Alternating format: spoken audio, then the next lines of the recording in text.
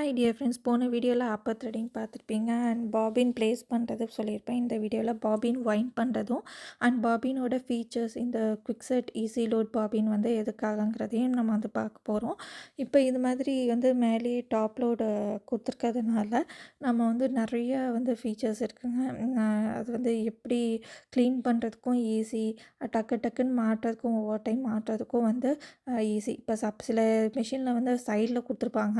அப்போ சைடில் கொடுக்கும்போது நீங்கள் அதை ஓப்பன் பண்ணி ஒவ்வொரு டைம் மாட்டும்போது இது வந்து லூஸ் ஆகிடும். இந்த அந்த ப்ளேஸ் வந்து இந்த பார்ட்ஸ் எல்லாமே லூஸ் ஆகிடும். ஸோ அப்போ வந்து உங்களுக்கு இந்த இந்த மாதிரி பிரச்சனை எதுவும் இருக்க வேணாம்னு நினச்சிங்கன்னா இந்த மிஷின் வந்து கண்டிப்பாக யூஸ்ஃபுல்லாக இருக்கும். இப்போ வாங்க நம்ம வந்து பாபின் லோட் பண்ணது பார்க்கலாம். அண்ட் ஈவன் இந்த இந்த சைடில் கொடுத்துருக்க பாபின்லாம் வந்து பார்த்திங்கன்னா ஒரு கேஸும் கொடுப்பாங்க, பாபினும் கொடுப்பாங்க. பட் இதுக்கு அப்படி தேவையில்லை. இந்த பிளாஸ்டிக் கவரை மட்டும் எடுத்துகிட்டு இவ்வளோ பெரிய மிஷினுக்கு பார்த்திங்கன்னா இந்த பிளாஸ்டிக் பாபின் மட்டும் அப்படியே ப்ளேஸ் பண்ணால் போதும். நான் போன வீடியோலே காமிச்சிருப்பேன் எப்படி ப்ளேஸ் பண்ணோன்னு. ஸோ அது மாதிரி ஃபிட் பண்ணாவே போதும். இவ்வளோ பெரிய கம்ப்யூட்டரைஸ் மிஷினுக்கு இந்த பாபின் செட்ஸ் மட்டும் வாங்கி வச்சுட்டா போதும். இது கேஸே வந்து பார்த்திங்கன்னா இந்த பிளாஸ்டிக் கவர் தான். இந்த பிளாஸ்டிக் கவர் வந்து அவ்வளோ ஈஸியாக உடையாதுங்க. நல்லா திக்கான பிளாஸ்டிக்காக கொடுத்துருக்காங்க. நான் 7 வருஷமாக யூஸ் பண்ணிகிட்ருக்கேன். நல்லாவே உழைக்குது. சப்போஸ் இந்த ஆக்சசரிஸ் உங்களுக்கு எங்கேயாச்சும் மிஸ் ஆனிச்சு, இல்லை காணா போயிடுச்சு அப்படின்னு நினச்சா கூட நீங்கள் வந்து அமேசானில் வாங்கிக்கலாம். அதோட லிங்க்கும் நான் இதோட டிஸ்கிரிப்ஷனில் ஆட் பண்ணுறேன். இப்போ வாங்க நம்ம வந்து பாபின் வைண்ட் பண்ணுறது எப்படிங்கிறத பார்க்கலாம். அண்ட் பாபின் வைண்ட் பண்ணுறதுக்கு எப்பொழுது மாதிரி நம்ம அப்பர் த்ரெட்டிங்க்கு ஒரு த்ரெட் கலர் சூஸ் பண்ணிக்கோங்க. அப்பர் த்ரெட்டிங்க்கு ஒரு த்ரெட் கலர் அண்ட் பாபின்க்கு வந்து ஒரு த்ரெட் கலர்னு 2 கலர் போடாமல் எப்போதும் நம்ம வந்து ஸ்டிச்சிங்க்கு வந்து அப்பர் த்ரெட்டிங்கும் சரி பாபின்க்கும் சரி ஒரே கலர் த்ரெட்டாக யூஸ் பண்ணுங்கள். அப்போ தான் உங்களுக்கு வந்து அந்த துணிக்கு மேட்சிங்காக நீங்கள் கலர் சூஸ் பண்ண போது மேலே இருக்க த்ரெட்டும் கீழே இருக்க த்ரெட்டும் ஒரே மாதிரி இருந்துச்சுன்னா ஈஸியாக இருக்கும். ஸோ இப்போ வந்து பார்த்திங்கன்னா நான் இந்த பாபின்க்கும் கூட நான் இந்த வந்து எல்லோ த்ரெட்டே யூஸ் பண்ணி காமிக்க போகிறேன். ஸோ ஆஸ் யூஷுவல் அது வந்து ஆன்டி கிளாக் வைஸில் எப்படி வந்து இது ஆகணுமோ அது மாதிரி நம்ம பிடிச்சிட்டு அப்படியே நம்ம வந்து செட் பண்ணிக்கலாம். நான் ஏற்கனவே அப்பர் த்ரெட்டிங்கில் எதுக்காக அப்படி போடுறோங்கிறத நான் சொல்லியிருக்கேன். ஸோ ஈஸியாக நம்மளுக்கு வந்து த்ரெட் வந்து அவுந்து வர்றதுக்காக, நம்ம வந்து ஸ்விங் பண்ணும்போது ஈஸியாக வர்றதுக்காக நம்ம இந்த மாதிரி ஆன்டி கிளாக் வைஸில் நம்ம ஃபிட் பண்ணிக்கிட்டால் நல்லா ஈஸியாக இருக்கும். ஸோ இப்போ நான் அது மாதிரி ஃபிட் பண்ணிக்கிறேன். அதோட ஸ்பூல் கேப்பும் நான் வந்து போட்டுக்கிறேன். இப்போ இதை போட்டுட்டு ஆஸ் யூஷுவல் நீங்கள் இந்த டாப்பில் பார்த்தீங்கன்னா சாலிட் லைன்ஸ் வந்து அப்பர் த்ரெட்டிங் சொல்லியிருந்தேன். இந்த டாட்டட் லைன்ஸ் எல்லாமே வந்து பாபின் வைண்ட் பண்ணுறதுக்கு எப்படி நம்ம வந்து நூலை எடுத்துகிட்டு போகணுங்கிறத போட்டிருக்காங்க. ஸோ இப்போ வந்து ஃபஸ்ட்டு ஆஸ் யூஷுவல் நம்ம அந்த ஹூக்கில் வந்து மாட்டிட்டு இந்த செகண்ட் இதுலேயும் வந்து நம்ம வந்து மாட்டணும். மாட்டிட்டு இங்கே பாபின் வைண்ட் பண்ணுறதுக்கு ஒரு கைடு கொடுத்துருக்காங்க. அந்த கைடு வழியாக நம்ம வந்து த்ரெட் வந்து பாஸ் பண்ணணும். ஃபஸ்ட்டு இந்த ஹூக்கில் மாட்டிடலாம். மாட்டியாச்சு. அடுத்து செகண்டு வந்து இந்த கைடு வழியாக நுழைக்கணும். ஸோ அதுவும் வந்து நம்ம நுழைச்சிடலாம். அதுக்கப்புறம் இங்கே ஒரு ஹோல்டர் மாதிரி கொடுத்துருக்காங்க. கைடு கிடையாது, இது வந்து ஹோல்டர், பாபின் ஹோல்டர். ஸோ அதாவது அந்த த்ரெட் ஹோல்டர். ஸோ இது வந்து எப்படி கொடுத்துருக்காங்கங்கிறத அதே மாதிரி நம்ம மாட்டிக்கலாம். இது வந்து ஒரு டென்ஷன் ஹோல்டர் மாதிரி. இங்கே வந்து பாபினோட த்ரெட்டோட அந்த பாபினில் சுற்றுற டென்ஷன் வந்து நல்லா இழுத்து பிடிக்கிறதுக்காக இந்த டென்ஷன் ஹோல்டரில் நம்ம மாட்டுறோம். ஸோ அதுக்கப்புறம் மாட்டின பிறகு நம்ம இப்போ வந்து ஒரு எம்டி பாபின் எடுத்துக்கலாம். எம்டி பாபின் எடுத்துகிட்டு நம்ம வந்து இந்த வந்திருக்க இந்த த்ரெட்டை வந்து இப்படியே கிளாக் வைஸாக நம்ம வந்து சுற்றணும். இதில் வந்து பாருங்கள். ஸோ இதே மாதிரி நம்ம சுற்றிக்கணும். கொஞ்சம் த்ரெட் மட்டும் சுற்றிக்கணும். ஒரு 4-5 வைண்டிங் சுற்றினா போதும். சுற்றின பிறகு அதை அப்படியே இழுத்துட்டு நம்ம அதோட ஹோல்டர் இருக்குங்க இல்லையா, இதுதான் பாபின் ஹோல்டர். ஸோ இங்கே வந்து நம்ம ஃபிட் பண்ணிடணும். அதுக்குள்ளே நுழைச்சிட்டு நம்ம அந்த சுற்றி எண்ட் பண்ணியிருக்கோம் இல்லையா கொஞ்சம் த்ரெட்டை, அதை அப்படியே இங்கே வந்து ஒரு கேப் கொடுத்துருப்பாங்க.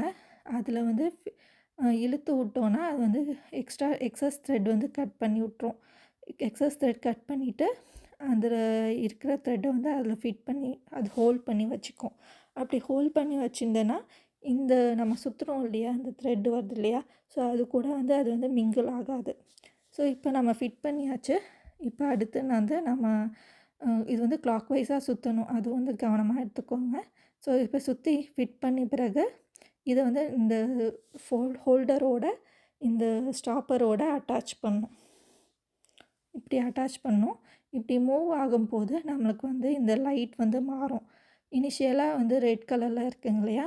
இப்போ இதை ஃபிட் பண்ண உடனே நம்மளுக்கு வந்து ஆரஞ்சோ இல்லை எல்லோ கலர், இது என்ன கலர்னு நீங்கள் பார்த்துக்கோங்க. ஏன்னா எனக்கு சில டைம் இது எல்லோ மாதிரியும் தெரியும், சில டைம் ஆரஞ்சு மாதிரியும் தெரியும். ஸோ பட் ஆனால் இந்த கலர் வந்துச்சுனாலே இது வந்து பாபின் வைண்டருக்கு ரெடி ஆகிடுச்சின்னு அர்த்தம். ஸோ பாபின் வைண்ட் பண்ணுறதுக்கு மெஷின் ரெடின்னு சொல்லுது. நம்ம வந்து ஓகே கொடுத்துட்டு நம்ம வந்து இப்போ வைண்ட் பண்ண ஆரம்பிச்சிடலாம். ஸோ இப்போ வந்து நம்ம இதை ஃபிட் பண்ணியாச்சா, ஆரஞ்சு லைட்டில் இருக்குது. நம்ம பெடல் இது வந்து அட்டாச் பண்ணியிருக்கோம். இப்போ வந்து ஒன்ஸ் பெடல் வழியாகவும் நம்ம பண்ணலாம் பாபின் வைண்டிங். அது மாதிரி பாபின் வைண்ட் ஆகுது பாருங்கள், வைண்டிங் பாபின் த்ரெட். சப்போஸ் உங்களுக்கு ஆட்டோமேட்டிக்காக பண்ணணும் அப்படின்னு நினச்சிங்கன்னா இந்த இதை ஆஃப் பண்ணிக்கோங்க. இந்த இதை ஆஃப் பண்ணிவிட்டு இது மறுபடியும் ஆரஞ்சு லைட்டில் இருக்கும்போது ஜஸ்ட் ப்ரெஸ் பண்ணுங்கள். ஆட்டோமேட்டிக்காக பாபின் நான் கீழே எதுவும் பெடல் வந்து ஆஃப் பண்ணியாச்சு. ஸோ இப்போ வந்து பாபின் வந்து வைண்ட் ஆகுது. ஸோ இப்படியும் பண்ணலாம். அண்ட் இதை ஆஃப் பண்ணிங்கன்னா ஆஃப் ஆகிடும். அதுலேயே வந்து நம்ம பெடல் போட்டும் பண்ணலாம். இது வந்து ரெண்டாவது மெத்தட்.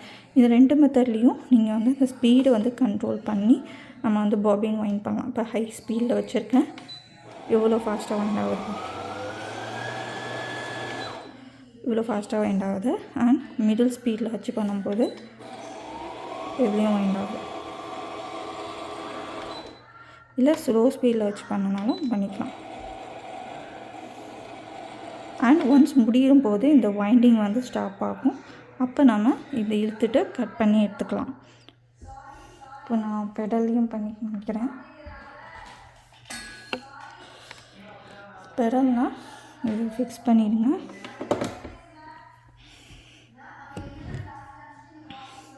ஃபிக்ஸ் பண்ணிட்டு பெடலில் நான் இப்போ ப்ரெஸ் பண்ணுறேன். பெடலில் ப்ரெஸ் பண்ணுறேன். அது மேலே வைண்டிங் ஆகுது. நம்ம வச்சுருக்க ஸ்பீடில் மிடில் ஸ்பீடு வச்சோன்னா மிடில் ஸ்பீடில் வைண்ட் ஆகும். அவ்வளோதான். இப்போ பாருங்கள், ஃபுல்லாக வைண்ட் ஆன பிறகு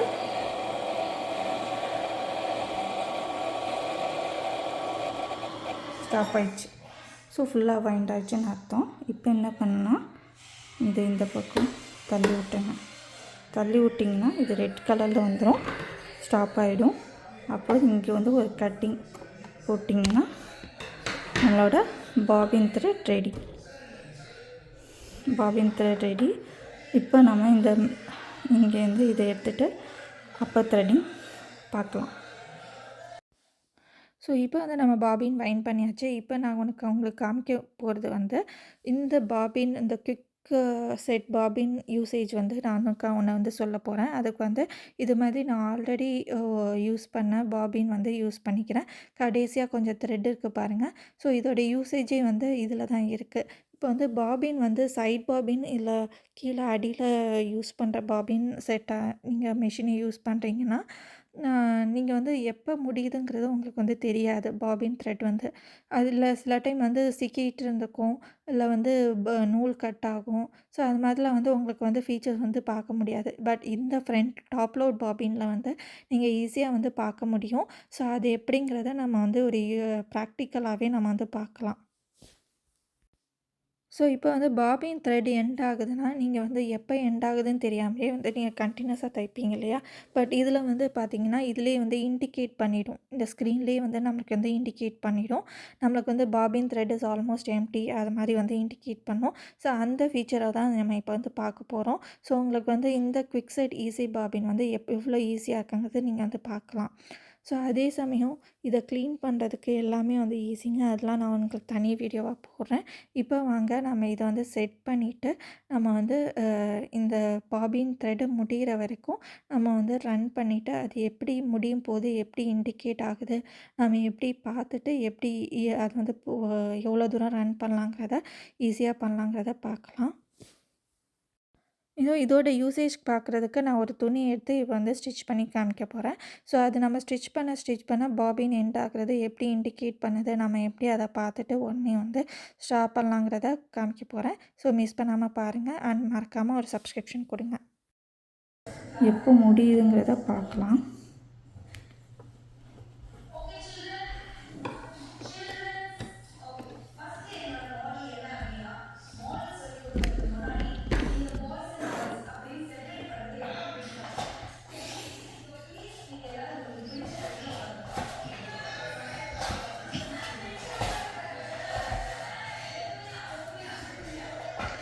பாருங்கள், நான் கண்டினியூவாக தைக்க போகிறேன்.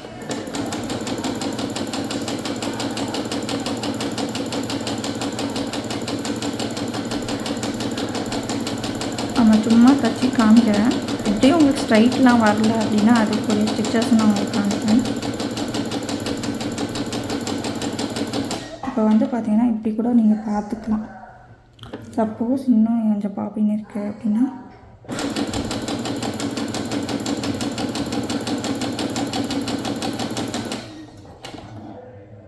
அண்ட் இந்த நீடில் வந்து ஒரு ஸ்கொயர் மாதிரி தான், ரெக்டாங்கிள் மாதிரி நம்ம தைக்க போகிறோம். அண்ட் இந்த லிஃப்டர் மட்டும் எடுத்துகிட்டு இப்படி திருப்பிட்டு இப்படி வச்சுக்கலாம். நீடில் வந்து டவுன் போர்ஷனில் வேணும்னா, சப்போஸ் இது அப் போர்ஷனில் இருந்துச்சு டிஃபால்ட்டாக அப்படின்னா டவுன் பண்ணிக்கலாம். இல்லை டவுன்லேயே இருக்குது நம்மளுக்கு அப் வேணாலும் இந்த needle up and down button use பண்ணிக்கலாம். ஓகே, இப்போ இந்த சைடு நம்ம தைப்போம்.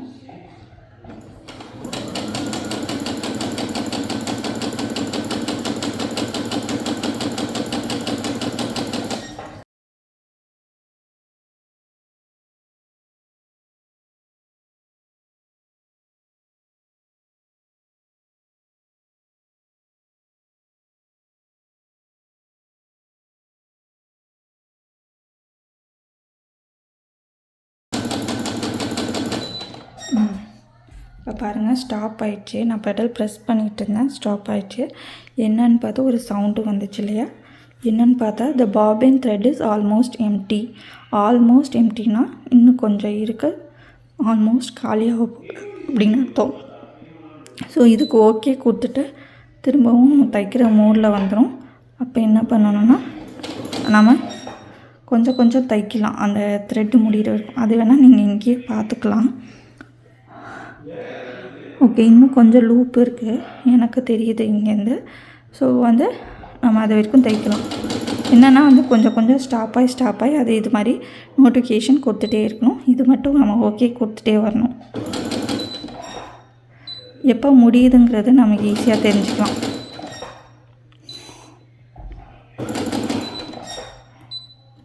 பாருங்கள், முடிஞ்சிடுச்சான்னு பாருங்கள். இன்னும் கொஞ்சம் லூப் இருக்குது.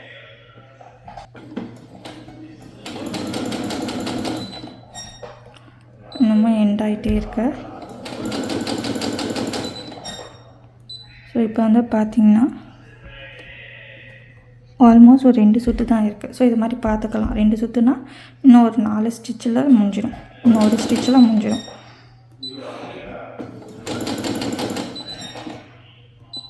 நினைக்கிறேன் இன்னும் ஒரு 2 சுற்று இருக்குது, பார்த்துக்கலாம்.